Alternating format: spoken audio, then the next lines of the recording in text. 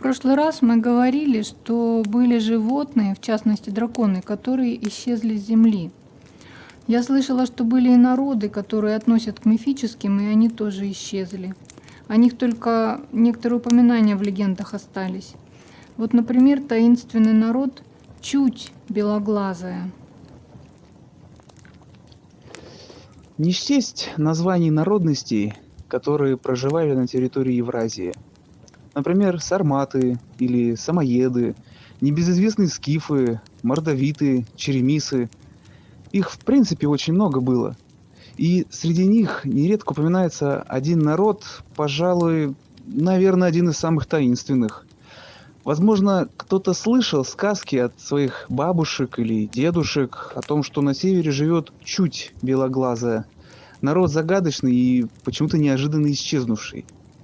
Есть много легенд, и одна из них о том, что Белый царь хотел завоевать территории, на которых проживала Чуть, и вместе с территорией самый народ поработить этот. Но свободолюбивые были эти люди, и однажды они просто собрали весь свой скарб и ушли под землю. Да и живут там так до сих пор. Вот, а мне в связи с этим сразу на память пришла сказка Бажова, где часто намекается, что живут под землей люди.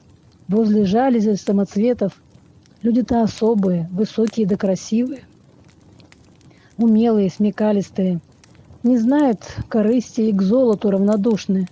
Там, где появляются люди, Чуть уходит в горы тайными тропами. Например, в сказке «Хозяйка Медной горы» Бажова показывается хозяйка в виде красивой, высокой, статной, мудрой женщины, которая явилась Даниле мастеру. Есть легенда, повествующая о том, что с приходом христианства понял народ Чуди, что некуда им деваться. Веру свою они не хотели предавать, вырыли огромный котлован, на подпорке поставили крышу, спустились в яму, выбили подпорки, завалило все племя камнями да землей. Никто не выжил. Но, однако, это племя, оно же жило не в одном месте. Они были расселены на всем пространстве Земли. И до сих пор северные народы, во всяком случае эвенки, говорят, что периодически встречают так называемый сумеречный народ, который невероятно быстро умеет двигаться, и слова которых обладают такой силой, как заклинание. И вроде как Чуть вполне мифический народ, как и этот сумеречный. Однако на всем пространстве от Китая до Финляндии мифы разных народов рассказывали о загадочном народе. И в целом, да и в деталях, в принципе, эти мифы сходились. В преданиях Чуть обладала четкими признаками. Они были мастерами по работе с металлом и искусными кузнецами. Их украшения были тонкой работы, при этом они не ценили золото и были к нему равнодушны. Жили исключительно в горах и могли жить в пещерах, глубоко под землей. Можно сравнить с гномами Толкина, которые тоже были искусными кузнецами и отлично обрабатывали металл и камни. Да, мне кажется, во многих и сказках, и преданиях, и многих авторов что-то подобное описывается. Все-таки сказание, что Чуть ушла под землю, имеет свои основания. Само название Чуть говорит о чудном или о чудном народе, необычном, не как все, но нестандартном. Многое сохранилось и чудских названий. Города, реки, копии. Но самое известное – Чудское озеро, город Чудово, Чудья пещера, Чудский берег, река Чудь, Средние Чуди, Задние Чуди, Чудская гора. Знаменитая часть этих мест находится в Ленинградской и Псковских областях, а в Пермском крае есть Чудья гора. Внешнее описание тоже где-то сходится, где-то разнится. Кто-то описывает, что люди-чуди это был низкорослый народ. Другие указывают, что они были высокого роста. Но все сходится, что были они белолицые, беловолосые и очень светло-серые глаза. И есть еще одна информация, что Чуть – это были отличные воины. И есть также информация о том, что они были крайне миролюбивы.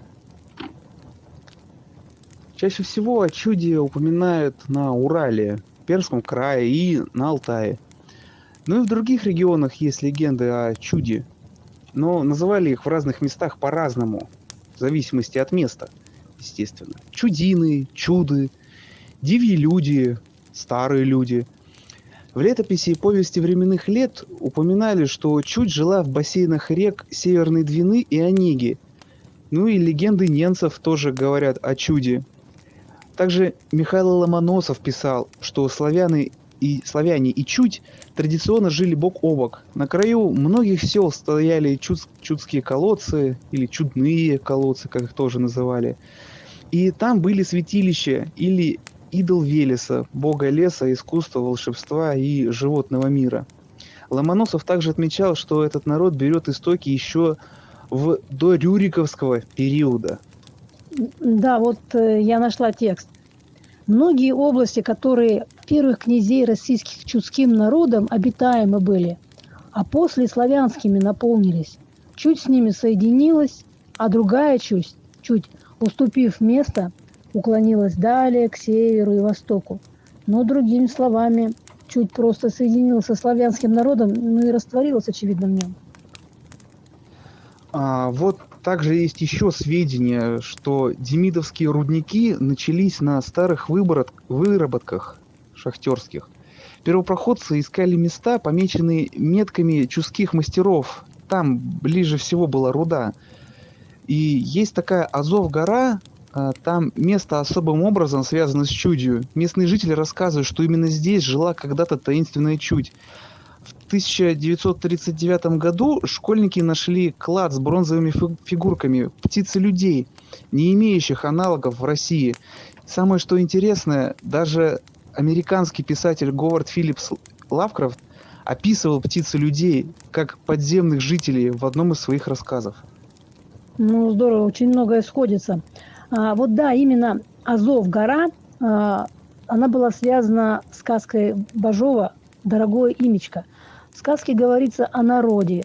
Их называли там старые люди.